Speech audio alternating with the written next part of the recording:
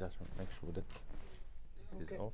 Well, welcome very, very much to Conversation. A pleasure to welcome you in from Britain or from wherever he's coming. A great saxophonist on the order of Charlie Parker and so forth. That's Gilad. It's so good to see you again. Welcome back to your. Are you getting to think of New York as one of your home bases? I don't. Not yet. Not yet. Yeah, you're still British lad. Yeah. By way of Tel Aviv. Tel Aviv is definitely not my home. I didn't visit for many years, but share your background a little bit, okay?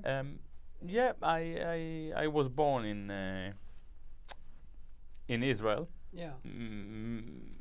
Many years before I realized that Israel was Palestine. Yeah. And I had very entertaining and fulfilling childhood there. Good weather. Yeah, it's good beautiful. food. Yeah. And in my late teens, it dawned on me that I was actually living on someone else's land. Did you feel like a colonist? Or is that too strong a term from There is no doubt that some of my attitude or my peers or my parents or my friends and towards the indigenous people of the land are colonialist. However, it took me a few more years to realize that it is really, really wrong to describe Zionism or Israel as colonialism. And the reason it is very simple. When we are talking about colonialism, we always define a very clear relationship between a mother state and a settler state. Now, Israel is definitely a settler state, but there is no mother state.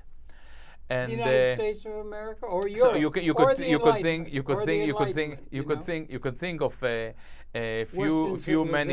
few states. You know, you can think of Britain at a certain stage because of the Balfour Declaration, and then it was France. At the time of the Suez War, 56 maybe, and then the United States. But this is a very important issue. Colonial states don't replace their mother. You know, the settler states usually don't replace their mother. So it's a very unique model. And why do we want Israel to be a colonial?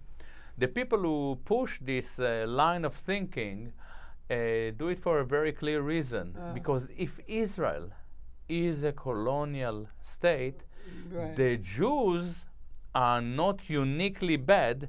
They are like the Brits or the French or the Dutch, but just 100 years later. And I argue that all the problems that we have with Israel, with the Jewish state, are uniquely and particularly Jewish.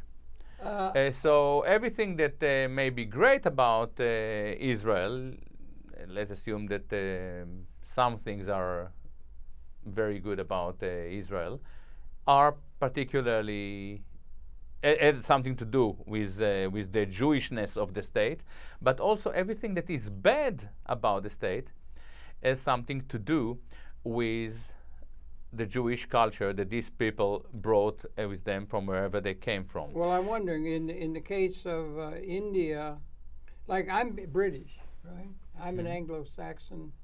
I have no chance, Gilad, because I'm a white, Anglo-Saxon, Protestant, male, heterosexual.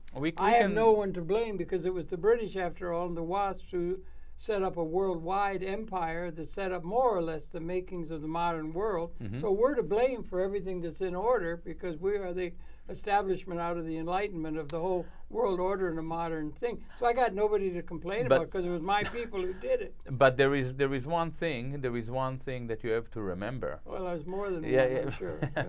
I don't know what you're capable of remembering. You know, this is another question. You know, I can see my memory is fading away. But the issue with Brits or with white Protestant English ancestry or whatever. Worse, Gilad. My name is Harold. Yeah. King of the Wasps. The thing is that there is no mechanism available for you to protect you from criticism. I know. So I can criticize you, your heritage, your culture, my people, your whiteness, your people, your whiteness. Right. I can do That's whatever what I said. I got can. No one to complain I can do to. exactly. But you can never really criticize the Jewish state. The Jewish state calls itself the Jewish state, and you cannot criticize it. Yeah, well, the Jewish lobby is operating here. It drives your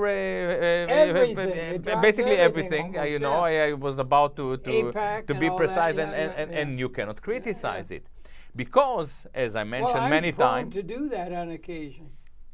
For sure, for sure. But you even if you do it, you won't be able to do it on CNN. I'm also seeing it from. Oh, that's different. No. It's also seeing it from the standpoint of the Islamic peoples that made that part of the Middle Eastern part of the world see Israel as a colonial European enterprise from the Enlightenment. I don't think that Arabs see Israel anymore as a colonial state. Some banal Marxists, you know, and we have a few of them, within the Palestinian. Some of the ISO people see it that way? No, they see it as an imperial force. And by the way, oh, right, that's just another fancy word. For sure. For sure. Yeah. What we are doing, Israel is definitely an expansionist factor. Definitely, for sure.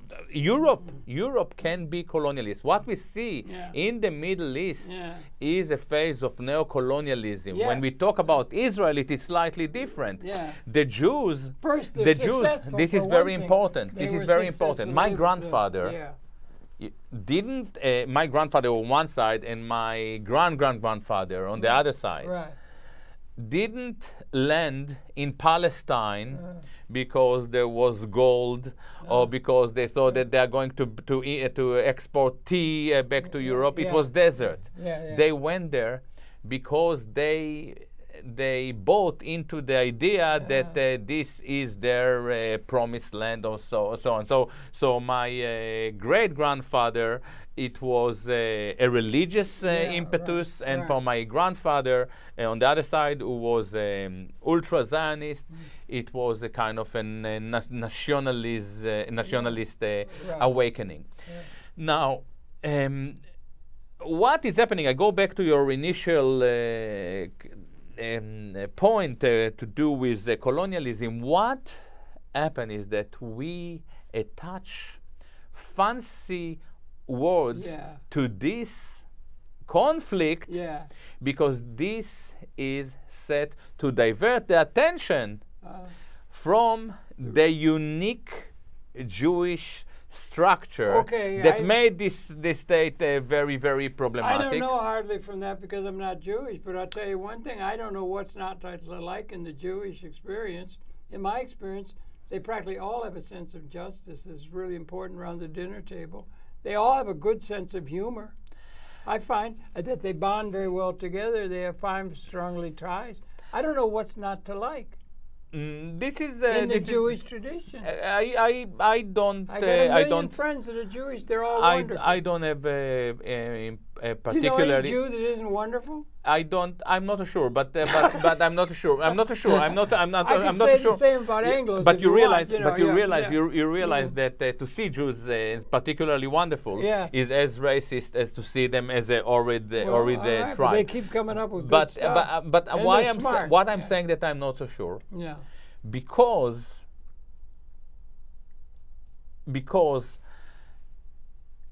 I don't have problem with Jewish tradition. I don't have a problem with Jews eating chicken soup or gefilte fish. You know, it is not the chicken soup or the gefilte fish that ethnically cleanse the bagel.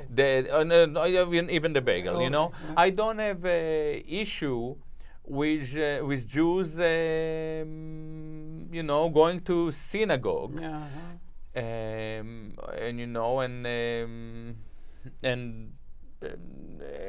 exploring their religion in different fashions. Yeah. This is not the issue. I do have a problem with all forms of Jewish politics. Okay. Let's talk about now, it. Yeah, right. This is yeah. a very different issue. Okay. And why? Yeah. In Israel, we see people who believe that they have a unique, special attachment. A chosen people to the land, to the land, yeah.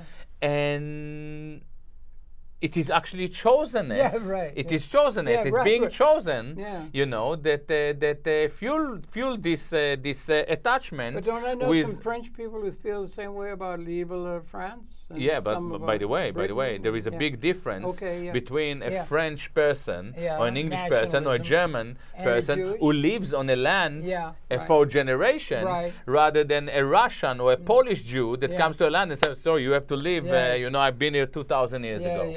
All right, it's quite unusual. It is a different it's quite unusual, and we spoke about it before. It is very similar to some Italians. And the world's very interesting. Italians cannot come to the Brits and tell them, "Listen, you have to move. You know, our Roman ancestors been here. You know, it's not going to work."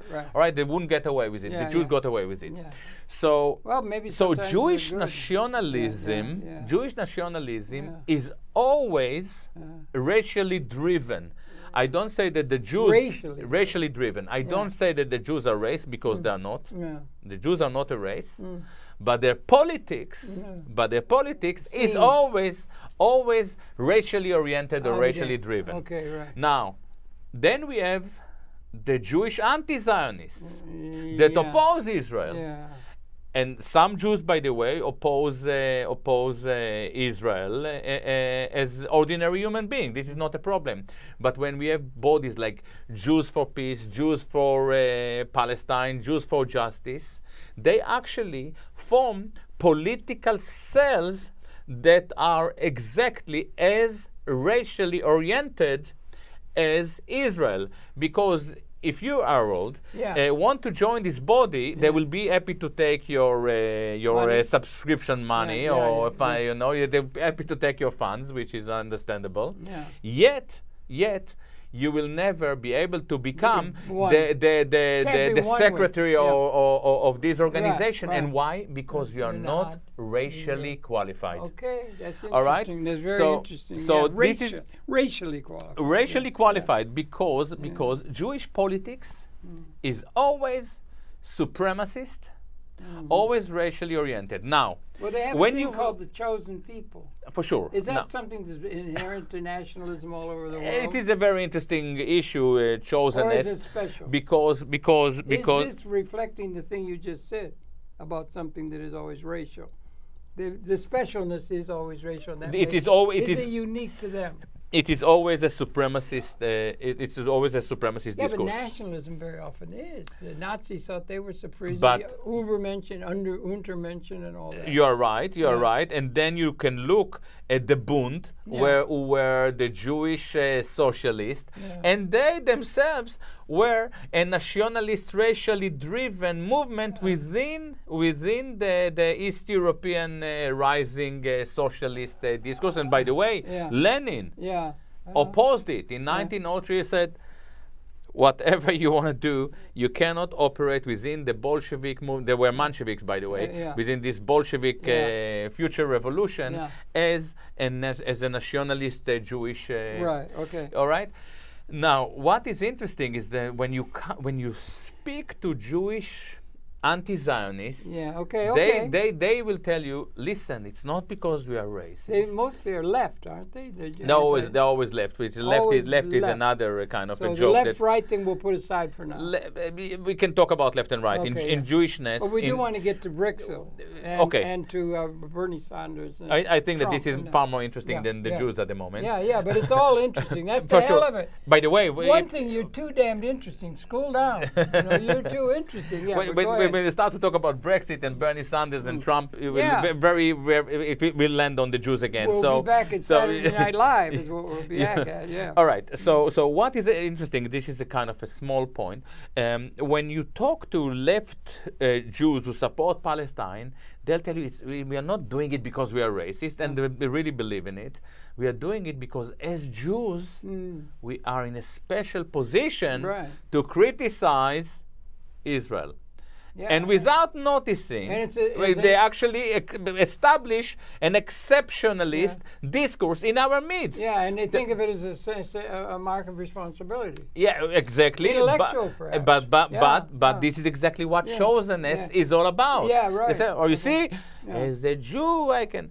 All right, you want to talk about Brexit? You don't think a Belgian can do that, or a Brit, or by the way, this is very interesting because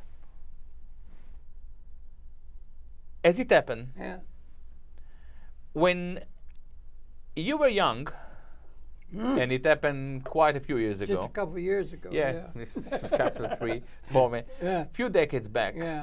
You were American people.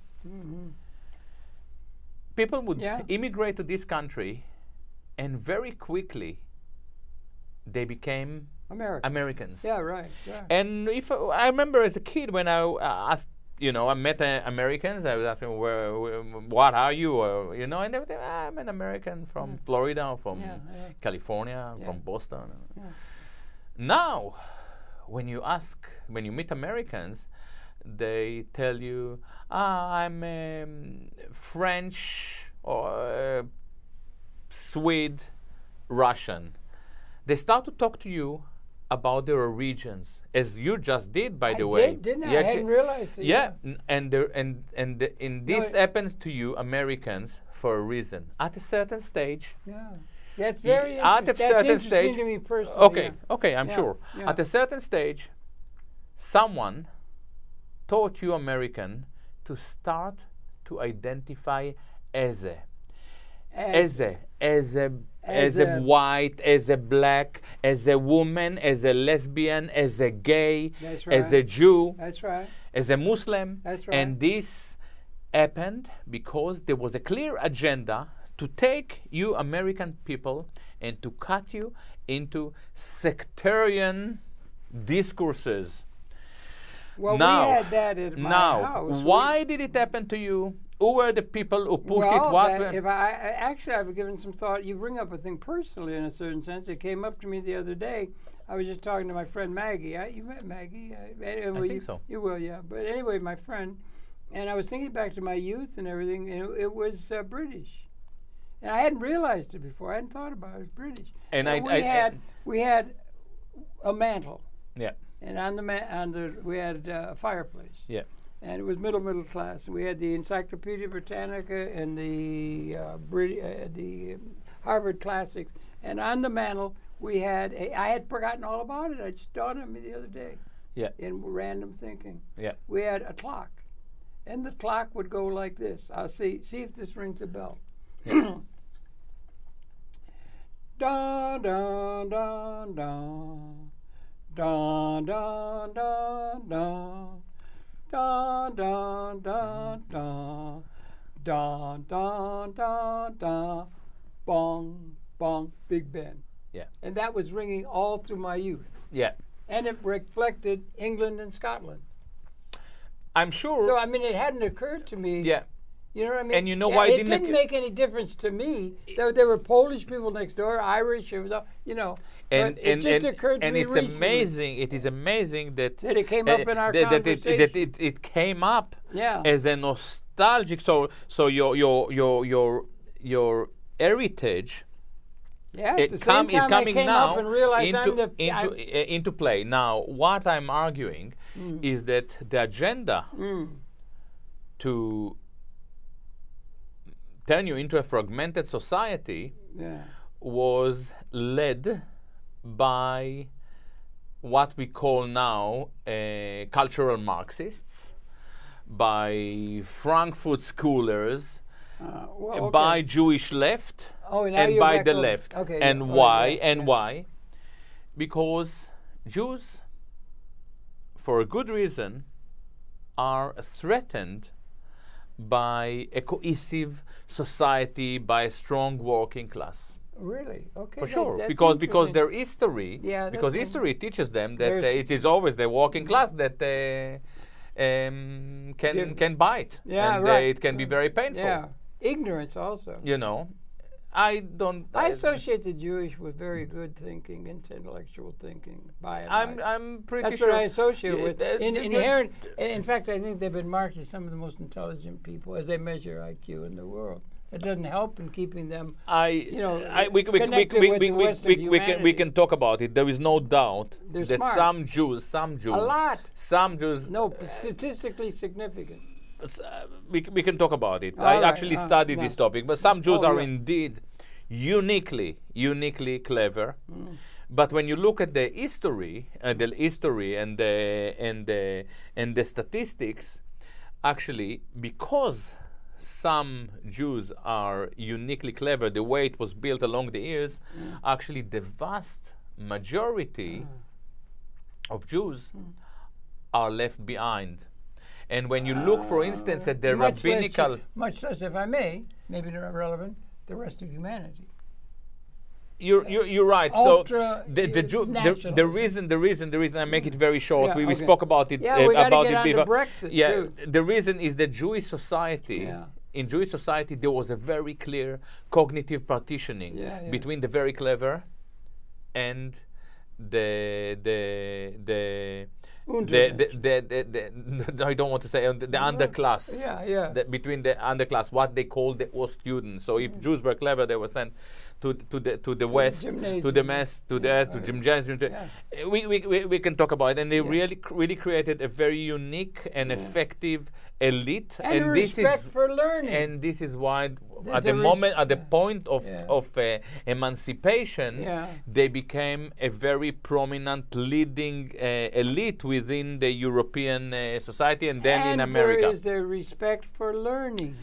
Yeah, I find now, but we take a leap now. We move on. Right, okay, the problem that we have with Jewish it's always there is a problem. The problem that we have with Jewish intelligentsia, or shall I say, with Jewish oligarchy, is that it is extremely sophisticated, as you mentioned, but it is not necessarily responsible for the entire society in which it operates, and let alone the rest of the Jews. So, for instance, when we talk about America, I'm not convinced that the Jewish lobby, for instance, AIPAC's powerful beyond belief, and I'm not so sure that it serves the American interests. For instance, I couldn't agree with you more. All right. More than that, I'm also not so sure that it serves the interests of the world, of the Jewish people, now. So we have a problem. We have an AIPAC. It really gives bad name to the Jews. So what do we do? We have another lobby that is called J Street, which is another Jewish lobby. What is the J Street? J Street is the Soros-funded lobby that opposes AIPAC. So we have another Jewish lobby that is actually Zionist light.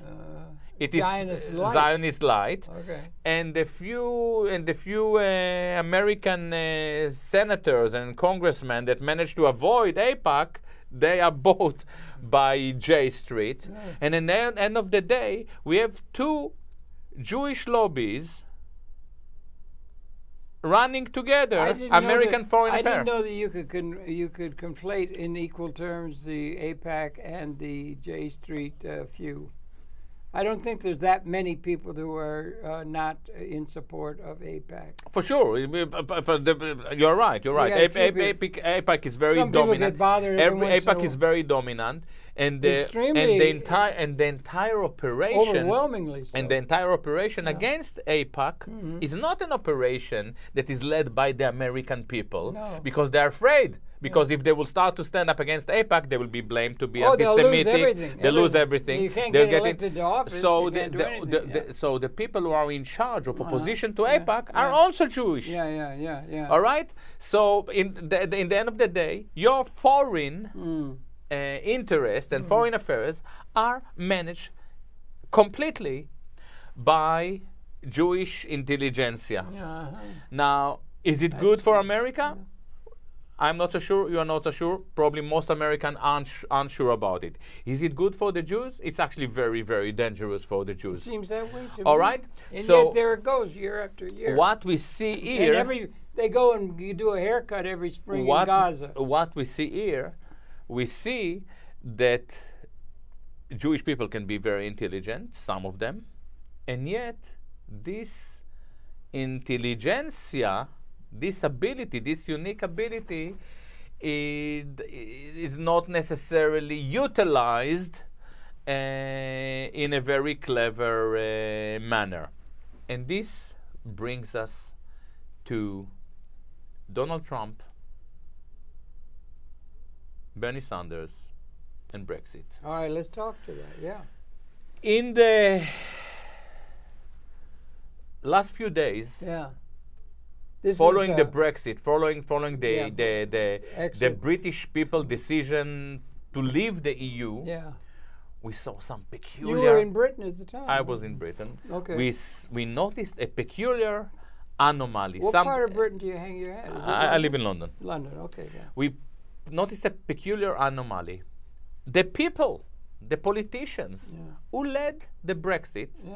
First amongst them is Boris Johnson. I don't know these. Boris Johnson was the leader, and once he's called to leave, won the majority.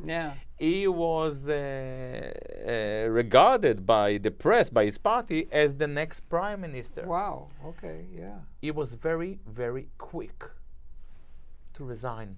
Huh? He disappeared. What does it mean? He just disappeared. There was a. What it means. What it means. What are the four? I'm not familiar. Sorry. It was a day after the referendum. Cameron resigned. And this was the launch of the primacy contest within the Tory party, within the Conservative. Boris Johnson was regarded as the boy with the greatest chances. He just won a huge support of the British public. And then 2 days later, another guy within his camp said, actually, I like Boris, but I don't think that he's fit for the job. This is Michael Gove. And Boris Johnson resigned immediately. Tell us this is very, very unusual for a politician who is running a campaign, winning over. It's all ready for you to take over the country. What does it say? What does it say about him or it about didn't whatever? It didn't say much. It was very clear for 2 days that all the people, the politicians who led the campaign to win, didn't expect to win. They didn't know what to do with their victory. It's like a dog and who gets what the bone. is amazing, Boris Johnson was the mayor of London until recently. Boris Johnson is the guy who built the city in the last 8 years. He is the guy who allocate enough space for Goldman Sachs, and Soros and J.P. Morgan and all these big banks and big Europeans. He's a big shot.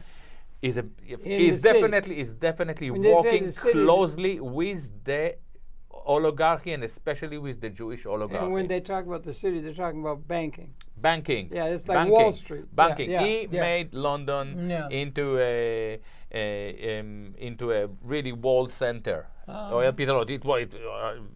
British banking wasn't invented 8 years ago. It's been around. It's been around for a while. The other guy, Nigel Farage. Nigel Farage is a very interesting political figure in Britain. He's the guy that for 25 years pushed for this referendum.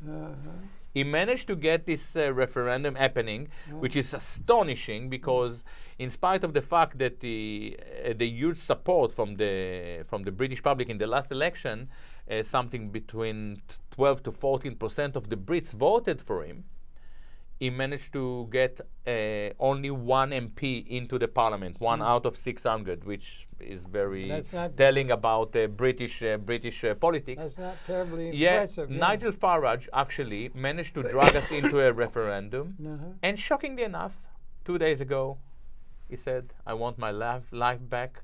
He resigned as well. What's it mean? What it means for me. Yeah.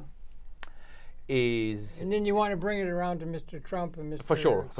And this is where we're getting into the kind of hot materials. 52% of the Brits said we want to leave the EU. Why do they want to leave the EU? Because there is no work in Britain. Because there is no prospect of future. Our GDP, our growth annually is 75% due to service industry. So it's a fraction, a tiny fraction of the British people make 75% of the wealth in the country. Is that characteristic of Europe and or the world in a large historical pattern? That has to be dealt with by leadership of the world. Yeah. This is America. This is France. This is maybe not Germany. This is Spain. This is Italy. Yeah. Okay. Yeah. What the problem that we have is that our economy went through a unique yet significant transformation. Yeah, it's going through it still. Rather than being a productive nations, rather than politicians promising us jobs. I remember when I was young, politicians promised jobs. Sure. We were reduced into consumers. Our economy is service economy. It is everything but productive.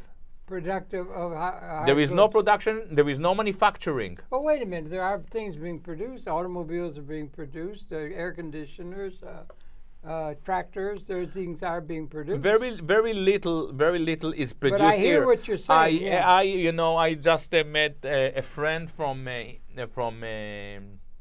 Indiana, and he told me, our biggest I think that it is the biggest manufacturer of air conditioning in America. Just moved now to Mexico. Oh well, okay. All right. So those things are we are struggling. Elsewhere. We are struggling for they're sure. Being produced elsewhere. For sure. But the people who live in America. Yeah. The people who used to be walking class, people who used to walk are now walkless class on the verge of becoming peasant. Underclass. And not even peasant. Untermensch. They use it maybe over. All right? Yeah. All right? Now, this is a crucial issue because even if we leave the EU in Britain, we still don't address the problem. Right. The problem is Goldman Sachs. The problem is Soros. The problem is J.P. Morgan. The problem is oligarchy. All the capital assets are owned more or less by 1/10 to 1% of the world population.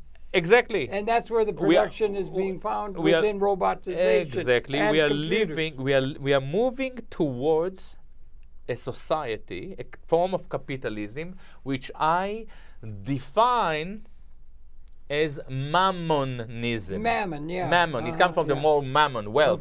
Mammonism. Yeah. How do I define mammonism? Mammonism is a kind of capitalism that is oriented to trade, banking, commodities, stock exchange, as opposed to capitalism that is oriented to production, manufacturing. Now, well, the manufacturing is happening somewhere, but you got containerization. For sure. We're moving it around. It happens somewhere, but not here. Yeah. Okay. Well, here, it's not here. Not in America. Not in Detroit. But we can't. When I visited Detroit a few years back, That's my hometown, you know. I was shocked. Yeah. It is one of the saddest places I've ever seen in my life. They went through a bankruptcy. It was terrible. It's terrible. Yeah, it's terrible. Now, what is coming out of it is shocking for me, when I understood that we were dealing with Mammonism, what I define as Mammonism, I realized that I wasn't very original. Oh, it all sounded Ray very Kurzweil's familiar to been me. Talking about it for a long time. For sure. Yeah. And it all sounded familiar to me. And I realized that Henry Ford spoke about it in the 1920s. And he was discredited and denounced. He was called a fascist. He was called a fascist. By the way, he was. Yeah, he right. was. He Maybe was at a certain stage. Yeah, at a certain stage, he was a National Socialist, and I'm not kind of going to praise. I'm not going to. Sorry, me being invasive and Israeli expansionist. You know, I'm taking your place. The issue is, I decided to read Henry Ford again, the International Jew. The International Jew. Is that the book? Which is a collection of articles that he wrote. That's right. He was anti-Semitic. I don't think he was tired with that term. To become an anti-Semite, to find yourself being labeled as anti-Semite is quite easy. Actually, he had plants in fascist Germany. They were not bombed. The Ford plant wasn't bombed. Fine. Second War. The issue is that when I read his book again this week, first I could see a lot of respect to Jews. He actually acknowledges their ability, the way you did. Yeah. He said they are very, very clever. Well, that's my experience. They are very clever. They are very clever. And they also have a sense of justice. And by the way, it doesn't speak about all of them. No, it right. speaks about their elite. No. But he comes to the conclusion that this elite, what he calls the International Jew, which is not the... Yeah, that's right. This is elite that specializes in trade, in commodities. What I just myself defined, for sure, banking as Mammonism. Now, this is fascinating, because I realized that his definition of that form of capitalism is better than mine. He just said it's capitalism that is oriented around the growth of the capital. So it's not. It's a capital. It had been agricultural historically. Yeah. Everything had been agricultural, so we were moving into an industrial. And by the way, one of his biggest arguments, because he was from a farmer's family, right. He said everyone had been a farmer. Not the Jews. Not the Jews. Jews never been farmers. That's hard work. This is exactly what he says. Yeah, they'd rather get something to do it rather than do it. They would never. And I like that. Yeah, and by the way, if you read Henry Ford in 1920s, is reading of the Jewish culture, of the Jewish people, of the Jewish oligarchy is identical. Is identical with the reading of early Zionists, who also said, we Jews we have a problem. We never touch agriculture. We never do farming. We never go manufacturing. Well, they're smart. And farming, let me say something. Yeah. When I was 13, my mother thought it'd be good for me to have an experience outside the city and all that, with the chime of Big Ben going every day and every hour. And she said, you could go work on a farm. So I went over into Ontario, across the river. It was there, and I was there working. They thought it'd be great. They had horses. You could pull the horses, and there was a hay mow. You could jump off the hay. All the, the movies and everything like that. I was there. Yeah. And you know what? I came to the conclusion? Yeah. I didn't like it. It was, God blessed, hard work. I didn't want to do all that. Fine. I mean, it's hard work. Fine. That sun comes down on your head. Yeah, you become a redneck. Yeah. You're there with the sun. It's hard work. Fine. And if somebody wants to avoid hard work, I'm all for it. Fine. Fine. I'm sorry, I just bring it up as a sidebar. I totally agree with you. Yeah. However, the early Zionists totally agree with Henry Ford, and this is why they came to Palestine, and the first thing that they formed was all those kibbutzim, all these agriculture settings where Jews can have the sun eating their neck. I don't like hard work. Okay. Now, I started to the think. work ethic I sucks. started to think. It shouldn't, though. It doesn't. I mean, there's something placed for it. I'm sure that you don't like it, but you like a good steak. No, I like an assembly line that makes stuff. Do you like a good steak? Well, yeah, it's okay. Yeah, and a nice salad. Yeah. Somebody should take care of it. Yeah. All right, so somebody should work. It comes out of a grocery store. It doesn't come out of the ground. It comes from the corner grocery store. You're right. And the milk comes to the house. You know exactly. So you're right.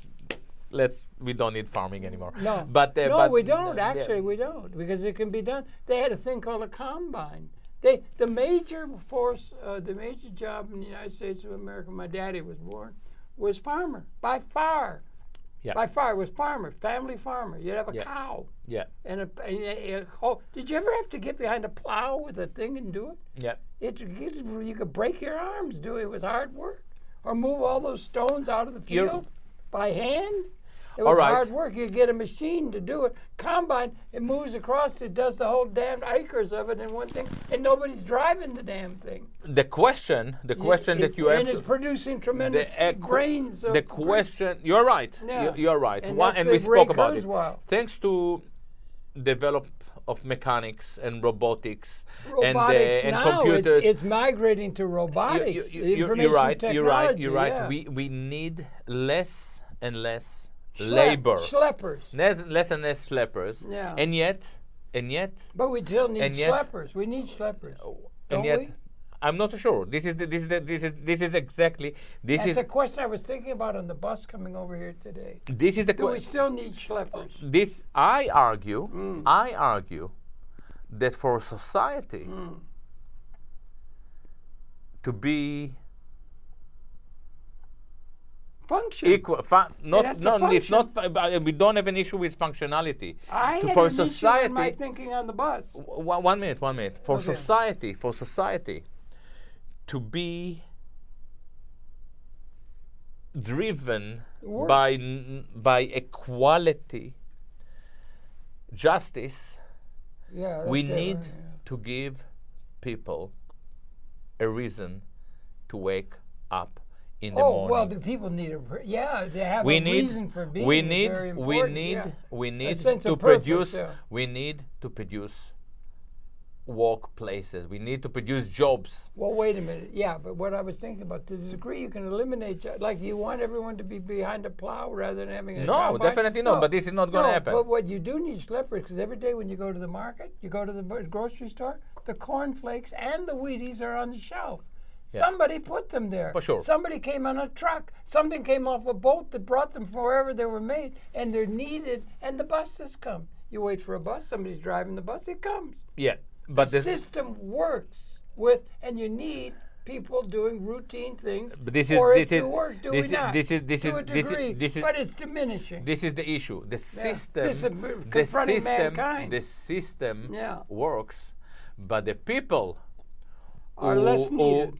The people who want to see Britain out of Europe, or the people who want to see Donald Trump, many of them, and the people who support Bernie Sanders are people who can see that something elementary in our society doesn't function anymore. And they want to and rely what is it? The prospect of a future. So I have 2 young kids. You know, when I was young, it was very clear to me that I can go to university. If it doesn't work, I will go to work in a factory. For my kids, there is no such a prospect of future.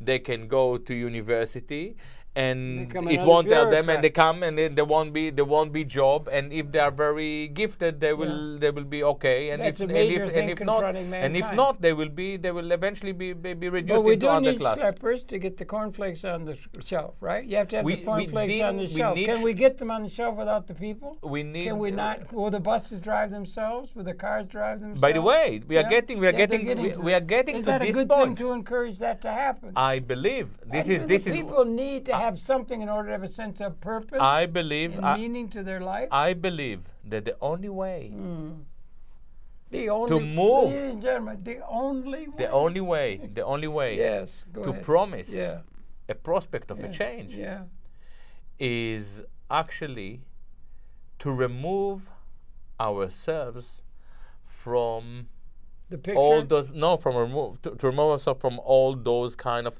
transatlantic big global monopolies, economy,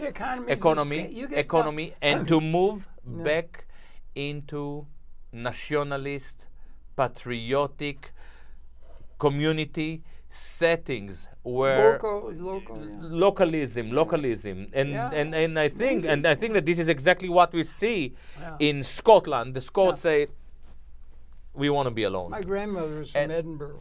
I could see it. And the Brits say, the vast majority of the Brits say, we don't want to be part of Europe. And it is actually a very, very interesting transition. It is actually very interesting transition. After, and we go back, you remember that 20, 30 minutes ago we spoke about the Eze, the Eze, this agenda to break America into sectarian societies, so people start to think as a black, as a Jew, as a black, and suddenly, that's a good term. Thanks. And suddenly, people say, no, I don't want to think as a black or as a Jew or as a Muslim or as a lesbian. I want to be Scot. And suddenly we are united again. And suddenly they say, no, I don't buy this sectarian. I want to be Brit. And 52% of the Brits want to be Brit. You think it's a trend, huh? It is definitely a transition. It is a huge transition. Get localized even? Do you think? I'm not just an American. I'm not a prophet. I'm a Michigander, or I'm a Nebraskian, or a Cornwallian, or something. Or is it going to get down to the local? And is it going to be it is a big question. And are we going to? How is it going to break? But make an argument 2 days after the Brexit, I was in France, and then I met people who were enthusiastic about the Fraxit. The French also. Everyone. How do you do Brussels? How do you do Brussels? And by the way, I go back to the same point. Sounds like a vegetable. I think that it's a very interesting transition, and yet. It wasn't Brussels that left the vast majority of British working class with no jobs. No. It was that mammonism. So in a way, what I can see now is that Brexit, Trump, Sanders is actually divert our attention from the real issue. The real issue is to point at these people who lead this mammonism, whether it is J.P. Morgan or Goldman Sachs or George Soros. These people who are helping our society to become, to work for a very small minority. What people call 1%. It's actually a fraction of a 1%. Do you believe in the concept of progress? Are we making any progress? I think we are, evolutionarily. We've been here 200,000 years as a species, apparently. 10,000 generations. And most of that time was really pretty awful, brutish and nasty and short and brutish and dying. It was very, and very... it's now history is a nightmare. Of injustice and suffering, of which we're awakening. There are now cornflakes on the shelf. We now have streptokinase. We now have, heart surgery. We now have penicillin. We have progress. We live longer. We live in a nicer I'm not house. Sure. We don't want. You want to go back and live in a cave, fighting off a big bear with a stone. There's been progress. This is a big question for me, and I tell you why. Because yes, we have cornflakes. And yet,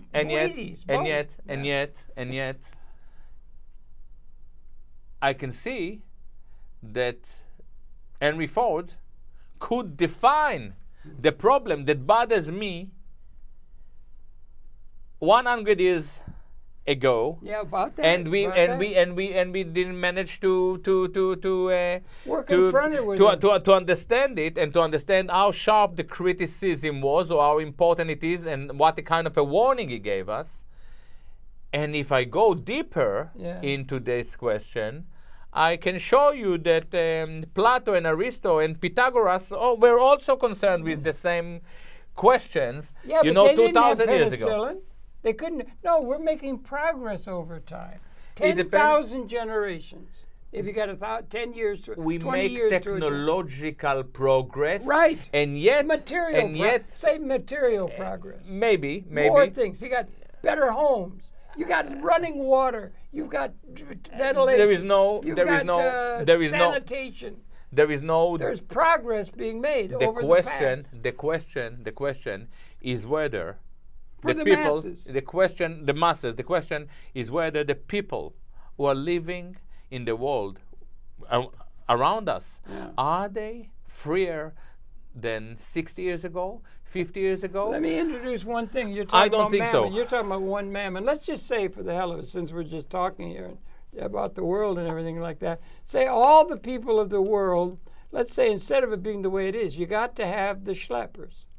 You got to have the people who drive the trucks, get up early in the morning. It's daybreak. It's morning. They go out and they have to go, or they had to go to the mill. They had to go. All these things they had to do in order to do some production. They had to be involved, and they're still needed. Yeah. In order for the thing to work, that's the one thing that Geithner. I just finished reading his book again. Now, parts of it, talking about the breakdown in 2000, and the big breakdown. Yeah, and he said the one thing they did, Mr. Obama, they saved capitalism. Yeah. Mammon. Yeah. They had to save that, or else and the same thing that Mr. Roosevelt did in the 30s. Yeah. You had to, above all else, you had to save that, or else the whole world would come to a grinding halt in utter, overwhelming anarchy.